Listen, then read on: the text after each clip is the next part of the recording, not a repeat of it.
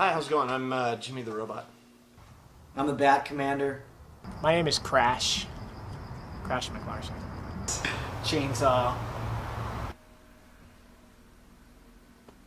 How long have I been in the Aquabats? Oh, a decade or so. What else was I going to be doing? Making money? I've been in the Aquabats for almost 11 years. I've been in the Aquabats since the Aquabats are, or were, or are to be. Look, we made a record. It was called Charge. Okay, I don't know what the big hoopla is about. In the year 2005, a record was made. A collection of songs that became an album. It was called Charge. And it came out on Nitro Records.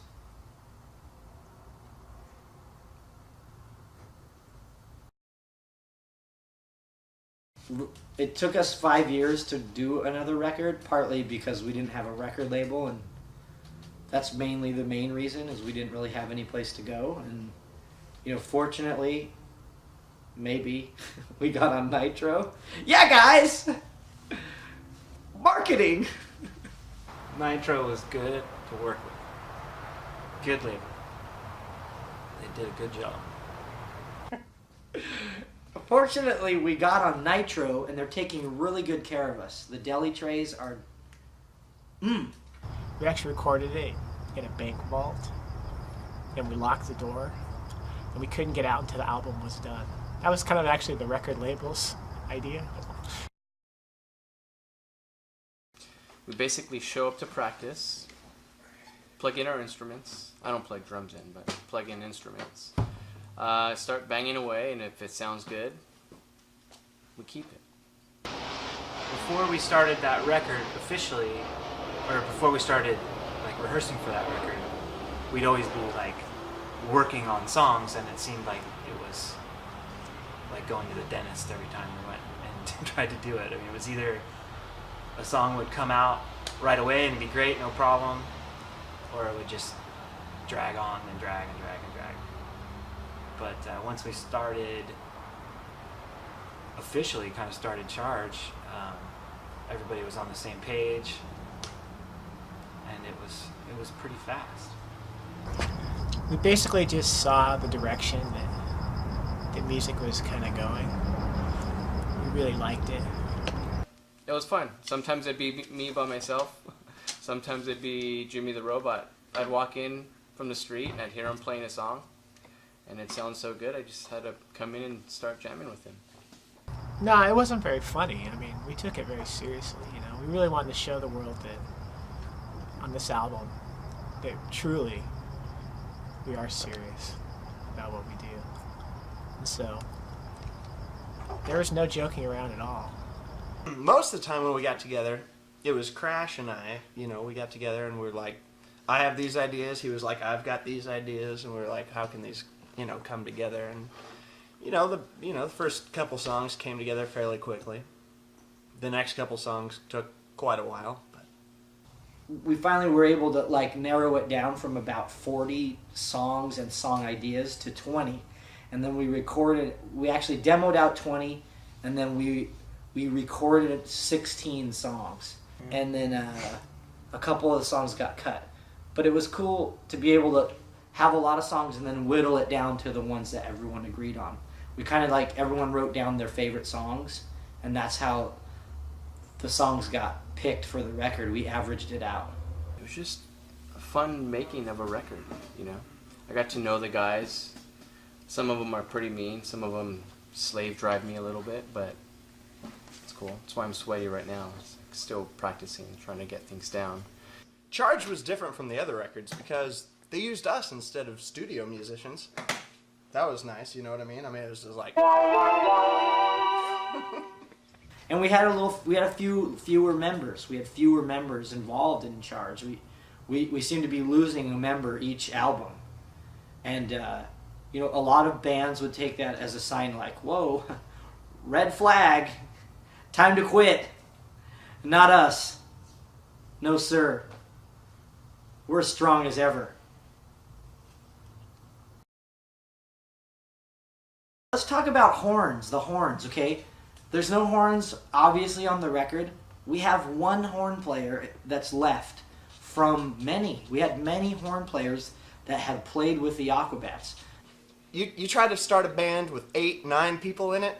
See how many slices of the pie you have when you're all through playing a show? Forget about it. We have one guy that can play the horn, and his name is Jimmy the Robot. We told the horn players, beat it. We're tired of you. We're tired of you taking up all the money. We're like, we got one guy. He can play the keyboards. He can play the saxophone. He can sing backups. What else is there to say? I mean, it's just like, you know what I mean? We don't have many lonely sax songs.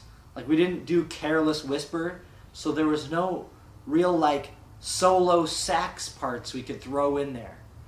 I tell you what, I got your horn section right here. How you feel about this?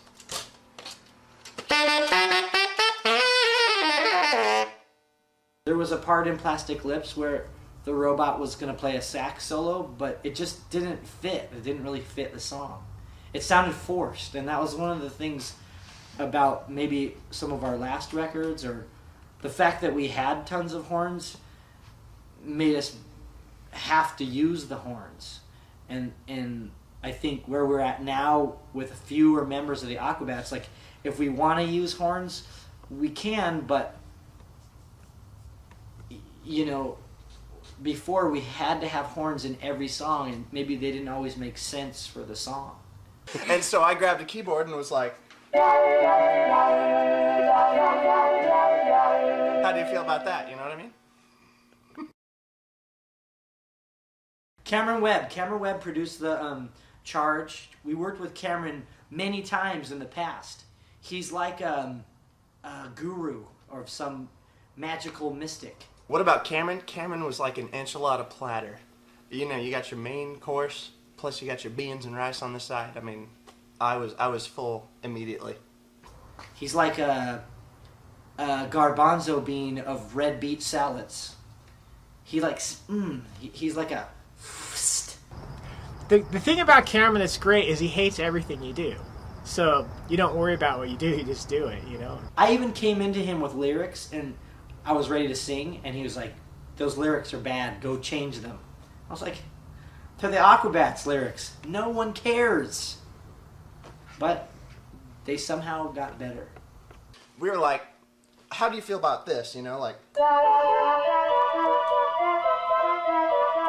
And he was like, no. Play this song. It goes like this. We were like, Cameron, you're a genius. We'll go with that one. He definitely pulls performance out of you. He pulled things out of me I didn't know I had, like fancy drum rolls, bad eating habits. Cameron is awesome because he told me that I was terrible every song, and it made me mad, and I knew what he was doing. It's kind of like when you use reverse psychology on someone and they know you're using reverse psychology, you might as well just drop it, you know what I mean? You might as well just tell them, like, look, just let's do it again. But it worked. He kept doing it, and it made me more mad. It made me mad that he was just doing it in the first place. You know what I mean? It was really tough, but in a good way. I mean, he always had an opinion, whether it was good or bad. Most of the time it was good, but along with that came massive amounts of constructive criticism. He's like, he wears glasses, he has curly hair, and I hate him. I hate Cameron Webb. And at the same time, I love him. He's just like, we couldn't do anything without him. He's a good guy. And I've never seen him naked. And I hope to keep it that way. Well, stand back for your own safety. It pretty much, like, it's pretty self-explanatory. Right there, you should take the record off. You shouldn't even put it in. Just take it out of your CD player and stand back. Don't even listen to it. The record's about to explode. Bam! In your face. You know what I mean? It's not that good. It's alright. Like, there could be, like, small children or, like, pregnant women next to the speakers. So stand back for your own safety, because kablow. Squat, squat. Now stand back for your own safety. If any of you kids at home stood back for your own safety, come on. It's a CD! What are you doing? Fashion Zombies. That's a great song. It's a good way to start the record, you know. Fashion Zombies was a song that we wrote, and we dedicated it to the newest trend in music, and that's fashion rock. We looked at what was going on, and we said, this is what's going on, and that was the song. I was once a fashion zombie myself. I met some kids, and they told me they were in a band, and they played fashion rock, and I'd never heard of such a thing, but then it all made sense. Like, of course, that's what it is. It's fashion rock. It's a soundtrack to the clothes you wear. That's pretty much what most popular music is anyway. If you shop at the Gap, you're listening to like, going shopping at the Gap, I like Aerosmith. You know what I mean? And if you're like shopping at like Hot Topic, you're like, wow, wow, chaka-pa-pa-wah, Slipknot. You know what I mean? I don't know. You just see those kids out there that are looking super hot with their funky hair. Rock and roll and shopping has so much in common. It's ridiculous. We're the Aquabats. We love fashion and zombies. In the Aquabats, we have our own fashion. It's as anti-fashion as you can get. It's so not cool, it's the coolest thing ever. Like my beard. I like that song. Didn't think it should have been the single, but good visuals. Yeah, that's what you've been rocking. There's top 5. That's number 2, probably favorite song on the record. I love that song. So when we were working on Stuck in a Movie, these guys in the warehouse next to us, they kept coming over and staring in the window, and they were like, what is this that you're playing over and over and over? It's so dumb. And we were like, no, have faith in this. This is for real, man. And I don't know if they were right or not. Day one, like, we like The Clash, we like ska, we like surf, we like guitars, we like, you know, everything about, you know, 3 or 4 elements in music that we wanted to put together, to me, is kind of in that song. Never been stuck in a movie before. I don't know what that song's about. I just play the drums on that one. It's not too fast, it's not too slow, it's just a good song. It's fun to play live, it sounds good on the record. It used to be that art imitated life, and now it's kind of like life imitates art that imitates life. You're stuck in the movie. Entertainment culture has so permeated the consciousness of society that many youths are growing up like not knowing how to express themselves because they're being expressed upon daily. Does that make sense? Stuck. Stuck in a movie. Because like so many kids are like, wow, this is just like that one movie I just saw the other day. Oh my gosh, I'm like in a movie. There's not too many original ideas because everyone's like, this situation I'm in, I've seen this on TV already. No one's going through like life fresh. It's because people grow up watching TV, going to the movies, iPodding. All I'm saying is, everyone's stuck in a movie, including myself. It's a comedy. Okay, this song is like, it's probably my favorite song on the record, Charge, and I'll tell you why, kids. Because there's no horns in it, and it's not ska. Just kidding. It kind of represents society and the pitfalls of man, fighting against the demons, the invisible woes of the angst of the American youth. The tiger needed writing, and we heeded the call.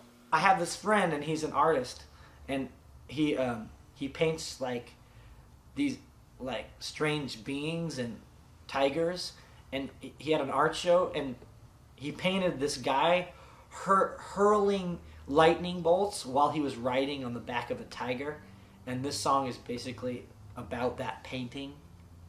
Whoa, ride the tiger. He helped me write some of the lyrics. Because I called him up and said, dude, that painting was sick! There's a poster. The inspiration came from a poster in the studio. I'll just leave it at that. We have a painting in the studio, or it's a poster, and it's about a pinball game called Jungle Lord, and we got it from this band called Tree Fort from Atlanta, and that's the other inspiration of the song, is it brings out the beast in you. So it's kind of like a hybrid humanoid, a furry man. I mean, come on. The Jungle Lord brings out the beast in you. So we had to write the song. There was nothing else to be done about it.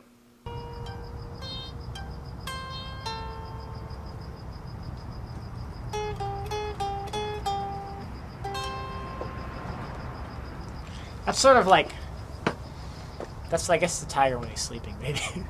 Tiger Rider! Nerd alert. Feel sorry for some kids out there. So Nerd Alert, I don't know what that song's about. Hey, welcome to the show. I'm your host, Captain Nerd. Let's face it, we're all nerds. And if you're like if you're in the Aquabats or you're into the Aquabats, you're kind of a nerd. So we wrote this song called Nerd Alert, thinking that it would unite all the gangs and that we could take over the city. They tell me that I have writing credits on it, but I don't even remember what happened. I was a nerd. Everybody in this band, I think, is a closet nerd. They try to cover it up now, but they're nerds. You just take a look on stage. Every one of them. Bat Commander doing his funny dances. Crash playing his bass. Jimmy selling coins, being a nerd. Like, that's nerdy stuff, you know? Nerds will end up ruling. So if you're in high school and you get called a nerd by like Jocko Johnson or Flatiron Freddy, you know what I mean? Don't worry, because you will win. And that guy's going to be like sleeping on couches until he's like 40 and like doing cool stuff.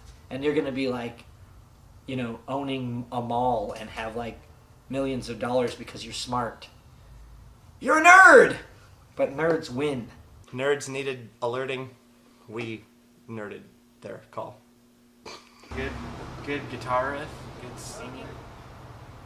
I like it because it's one of the faster ones on the record. There wasn't a bunch of super fast songs like most of our records have, but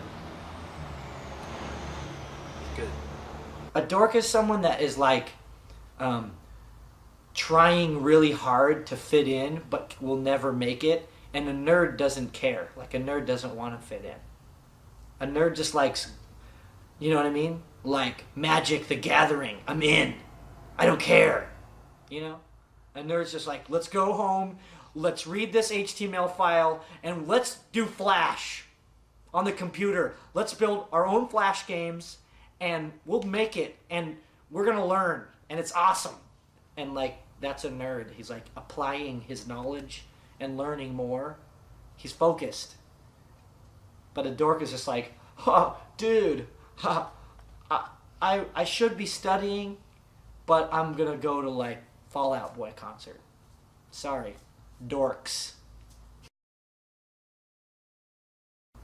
Plastic Lips is the song about fake girls. That's another intense one for me. I don't like people with plastic things on their face. It's kind of scary. Plastic Lips is my favorite song on the record. I like it because it reminds me of Supernova. That's why I like it. That's a hot rocker to some, and it's a hot boxer to the beef. Plastic Lips is a fun song. Like, it's good. I like it because it just hooks you in right away. Never kiss a girl with plastic lips. There's so much like finger pointing at fake girls. Like, oh, that girl's fake. Like, she's augmented herself. She's done things to herself, or like, she feels like she has to do this to fit in. But what really it is like there's a line in the song that says like, I'm starting to think I'm artificial too, or you may think I'm artificial too. Because really it's guys, it's stupid fake guys that make girls do that. The girls like feel they have to fit in with guys' image. Don't get anything plastic on your face. It's no good. It's not mean though. It's just a fact. I'm just saying. Look at Me, I'm a Winner is just bam. Just epic arena rock killer song. You walk into a 7-Eleven and you can see yourself in that disc mirror, like, yeah, and you got a Slurpee. You're like, I'm going back to work. You know what I mean? All the kids in the crowd were like, hey, look at me, we're not winners, but we need an anthem anyway. So we just decided to say, look at all you all, and look at all us all. We're all winners, right? That song is pure rock. I don't even need to explain that song for you guys. You can feel it. We've all seen Meatballs. It's just like, you may watch Cribs or all this stuff that like TV feeds you, like hypnotizes you with. You may try to fit in or like, but really like, you're just winning if you're out like paying your bills, There's no pot of gold. You're just feeding the kids. You're paying your taxes. You're living. You're just living, You're just chipping away at life. And that's all right. And you're a winner no matter what. That song is actually what it's all about when you play live. Like when you play in front of a decent sized crowd, you get to play that. You feel like you're just on top of Mount Rushmore, like throwing a big paper airplane. There's no horns up Look at Me, I'm a Winner because, frankly, there's no picking it up on Look at Me, I'm a Winner. Most thing that I was excited about that was again the story, because that reminded me of old Aquabats. The story, like my skateboard. That's why I like that song the most, I think, because it reminded me the most of the first record. So I've spent a few hot summer nights on the organ, such as this, like.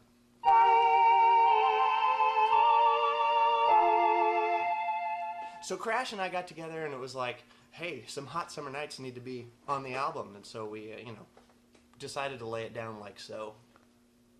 Just feel good, summer. Riding in the convertible with a scarf on your head. Scarf tied around your head, driving the convertible. Maybe in Pakistan.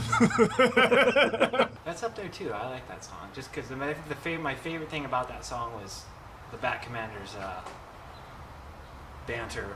It's just an experience that I had once when I was young, I met a girl and we had a great day together on the beach, and then she just told me she was going to Alaska to, work on some iceberg, and I was just like, what? Are you serious? And then I saw her later at a party, and she said she was her identical twin sister, and it was really her.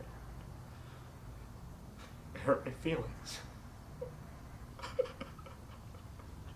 Cut. Because I think we've all felt that way at one time, like just totally dissed by some. You know what I mean? Like, I don't know how else to put it, but. I grew up listening to Van Halen and just feeling good, You listen to Van Halen, it makes you think of summer and like not wearing a shirt and riding a skateboard, I think that's hot summer nights, It just paints a really good visual of the dude that was behind that story. So after that comes Hot Summer Sasquatch, which didn't quite make the record, but you might get it sometime in the future. Just listen close. Meltdown, however, reminded me of kind of the new Aquabats, where it was like, we were kind of took the old Aquabats and put some of our, high school influences in it. I think it's weird to say Aquabats and Black Flag together, but I think everybody in the band really looks up to those old records. So Meltdown is a song about melting down. What else? Meltdown. Okay, meltdown happens when, you get bummed out. Meltdown is about, really, it's about what you think it's about. Read into it. It's kind of where Meltdown came from, just sort of like my youth, riding my BMX bike, with an aluminum bat taped to it. That's sort of a song I'm talking about. The inspiration came from anger. It was just pure anger, I just can't take it anymore. Personal experiences, just being in a band. It's because our record's so darn good and no one's going to buy it, they're going to download it, and so I had a meltdown. New Aquabats, old Aquabats, still the Aquabats. It kind of, rocks out the bass end of, how we were feeling at the time when it came down to, singing the...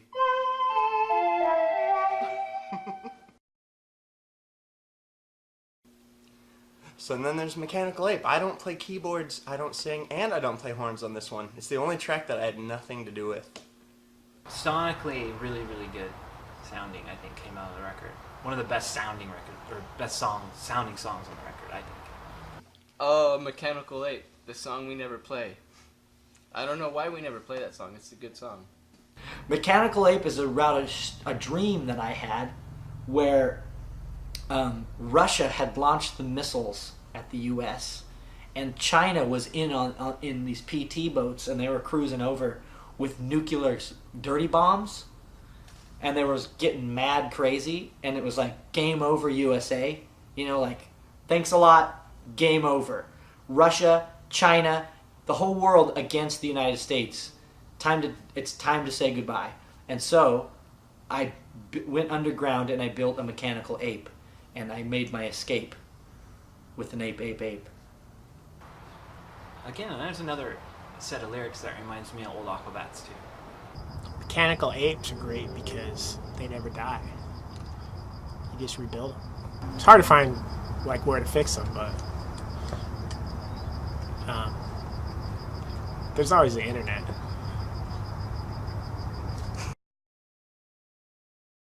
Demolition Rickshaw is a true story that happened in Nanking, China in 1899. A man named Dervish Wilshire took the demolition derby idea to China, but they didn't have cars yet, so they ran into each other with rickshaws. And only 2 people died. For me, Demolition Rickshaw was just a good idea from the beginning, I mean, I've always loved rickshaws, and I love demolition derbies. It's like 2 great tastes that are great together tasting. Truly a joint that, couldn't have come along without some, funky influences from our man the Chainsaw, the Prince of Karate. Did I write that? I didn't write. I read half of it. You wrote most of it. That's all you. It's not one of my. It's definitely down at the bottom as far as favorite. But I like that song. I like all the songs. It's just there is a pecking order. I could lay them out. My dad listened to disco in the 70s, and that's where I might have heard the disco backbeat that you hear in the breakdown of Demolition Rickshaw. That's a fun dance song, so just try dancing to that one once in a while. It's good. If you could have a rickshaw demolition derby, then we win. Waterslides is a really beautiful song on the outside, but the inside, it's a fluffy marshmallow bunny. It's like one of my favorite songs to play because it just makes me think about, cool things. That one was probably the one we spent the most time on. Sort of a metaphor, symbolic of life and, family, the importance of family, families in the ocean. You ever notice when people wear pants and sit in the ocean? So Waterslides. It was a deep song on the record. We had to delve into that song on our own. For me personally, it was, you know, playing the keyboards and singing some backups, the usual MO. The original idea for Waterslides, we had a budget to record that one in Jamaica, in a studio with a dirt floor, with one microphone. We weren't going to be in the studio, we were going to be outside of the studio recording with the one microphone, because that's how they used to do it in the old days. And we just had this idea, like Waterslides, like for some reason Jamaica dirt floor studios recording outside with one microphone came into play, and we're just like, let's do it. So we got a budget, and then when the budget got passed over to the higher ups, they decided it wasn't such a good idea, so we did it all with Cameron Webb in a cement floor studio. Song came out good though. I think we got the point across. Yeah, I mean the ocean is like we all live and breathe by the ocean. You know, we came from the ocean, maybe, probably not. I love that song. That's definitely not something we've ever laid down before, I don't think. You know what I mean? You know, as far as I'm delving into the Waterslide situation, it goes a little like this, you know, it's like...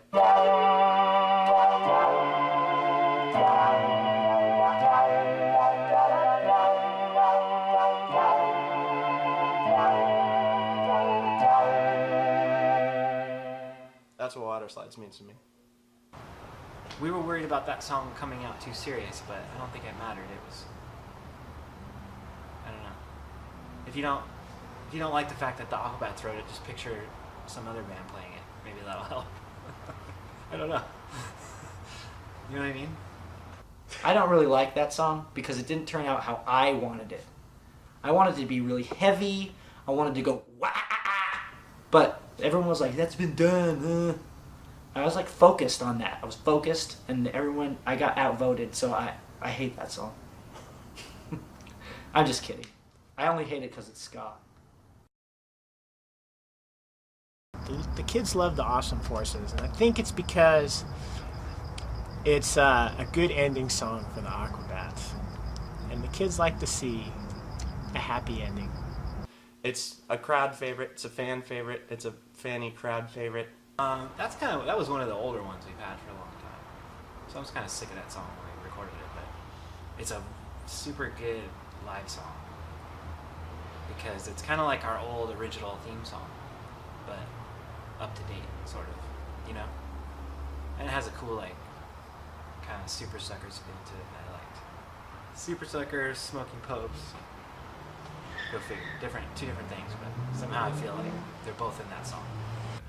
I love Awesome Forces. It was co-written by our man Prince Adam, who was once in the Aquabats and who may return to the Aquabats, but who knows? You know, he's a prince. He can do what he wants. Right now, I think he's out playing polo in some field in Ghana, New Mexico. I don't know. Who knows where he is? Maybe he's searching for gold doubloons in the Spanish galleon under the ocean. It's very intense, very fast-paced. It's like, it's got that two-step backbeat. My mom used to listen to two-step back when I was that big. Sitting on the floor, she'd be sweeping, two-stepping, listening to that. So we decided to throw that little shuffle into a number we call Awesome Forces. The point is, have you seen us, the Aquabats? We summon awesome forces. We're the ones the myths and legends talk about. And so far beyond your definitions, we cannot die. Or shave. That song was really good in the practice studio. But it seems like when we recorded it, it just didn't stand out enough to go on the record. But I thought, before we went in and recorded it, I thought that was going to definitely be on the record. Cheeseburger Politics was a song I was kind of bummed it didn't make the original record, and I'm stoked it's coming out now because it's a great name for a song, Cheeseburger Politics. Did we write that song? We wrote that, Cheeseburger Politics. I forgot about that one. So, Cheeseburger Politics, you know, people tell me it's too early in the day for cheeseburgers. And I say, cheeseburger, cheeseburger, cheeseburger, cheeseburger, cheeseburger.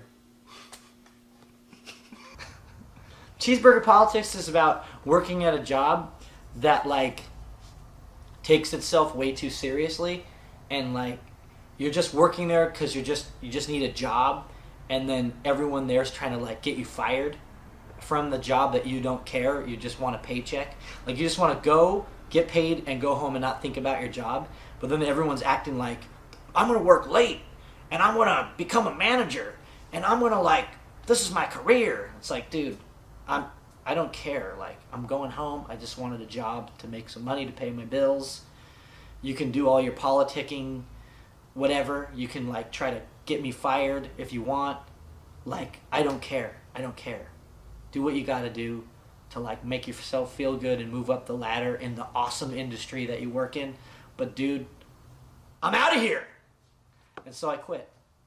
I've probably had about 100 jobs in my life, and I'm only 19. I've been everything from a bag boy to a burger flipper to a coffee maker. I was a superstar barista back in the day. Superstar. I won an award and everything. I sold cars. I mowed lawns. I sold cell phones to people. I drove trucks. I drove cars for various companies. Back in 6th grade, I was a ball monitor. That's what that song is for me. It's like making lattes.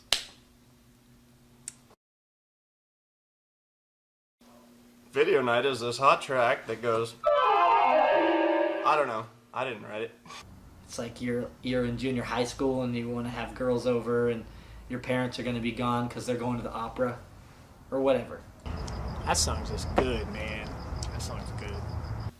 I don't know what he's talking about. Got the VHS or Beta or something like that. Beta, it's DVDs. Why didn't he say DVDs? DVDs is where it's... Anyways, Video Night, DVDs, staying up all night, popcorn, chocolate milk for me. Video Night was a song co-written by a friend named Jared. He lives in San Francisco, and he's a great songwriter. And he was in a band called Ready Kilowatt, and you should check out all their stuff.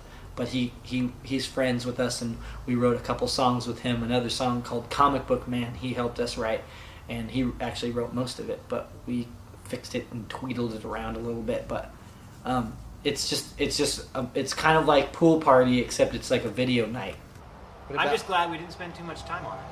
You know what I mean? That was one of those songs like probably 5 years ago that we would have hashed out and worked on for weeks, and then we would all really hated it. But this time we just kind of did it, and it was what it was. It is what it is. Didn't go on the record. I bet you some people will really like it. I don't know. It was written by some dude. He was like, Video Night, and I was like, do it. High Five City, I think, is a good song. It's not really my favorite. High Five City is just about slapping fives with your bros. It's a great concept to live in a city where everyone slaps high fives and everything's great. The idea of High Five City is rad, because we all want to live in High Five City. But really what High Five City represents is an Aquabats concert. Can I get one? Anyone? High five? When you guys come to the concert, everyone's slapping high fives. That is High Five City, whether it's in Cleveland or Atlanta or Tallahassee or the El Rey, Los Angeles. You're gonna slap high fives all across the nation. That's what we do when we're on tour. It doesn't matter. High Five City is wherever the Aquabats are, and kids follow. It's like, that's where the city is. High five! High five! Somebody has a problem, you slap them a high five. Somebody gets mad at you, you rear end somebody in your car, get out of your car, high five them, it's okay. They tell me that High Five City is a hot track, but I don't believe them. It was a little too corny even for us, I thought. But good music. I mean, it was so like the arrangement and the music was amazing. And the melody was good. I just felt like, I don't know. It just got kind of gay by the time we finished it. If only more people could hear the song and the lyrics and how deep they are, I really think that there would be not as much war. I think we'd pull out of wherever we are fighting right now. I don't know, somewhere. Like forgot where we are fighting right now, but So in closing, would I write another record like Charge? No. What I remember the whole time is thinking, I wish we would have made this record 4 years ago. That's all I can say. I think Charge is the glue that glues the Beatles and Linkin Park together. It's all the same 3 chords. What's the difference? It's just haircuts. Just Charge was an incredible experience I'll always remember and never cherish. I mean, I'll always cherish and never remember. I mean, I'll never forget and always remember. If I could make another record, I would call it Charge.